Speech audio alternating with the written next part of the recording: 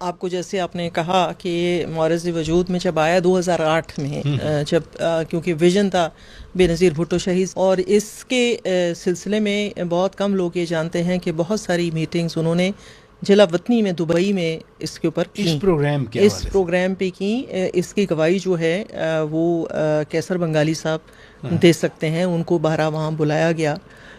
لیکن بس قدرت کا فیصلہ کچھ اور تھا، تو اللہ نے ان کو ہم سے جدا کر دیا۔ لیکن 2008 میں جب پیپلز پارٹی کی گورنمنٹ آئی تو صدر پاکستان آصف علی زرداری صاحب، جو اب بھی آج بھی صدر پاکستان ہے، انہوں نے اس پروگرام کو، اس کے خد و خال جو تھے بنا کے اور اس کو انٹروڈیوس کروایا۔ تب سے اب تک یہ ادارہ جو ہے یہ غریب ان خواتین کی مدد کرتا ہے۔ لیکن اس کا جو سب سے خوبصورت پہلو ہے پراچا صاحب، وہ یہ ہے کہ یہ گھرانے کی سربراہ جو مانتا ہے وہ خاتون کو مانتا ہے، اور یہ میں سمجھتی ہوں کہ بہت بڑا کارنامہ ہے جناب آصف علی زرداری صاحب کا، کہ انہوں نے خواتین کے حقوق کے حوالے سے جو امپاورمنٹ دی ہے اس پروگرام کے ذریعے، اور اس کا ایک جو کہ اس کی ایک شرط ہے کہ آپ کا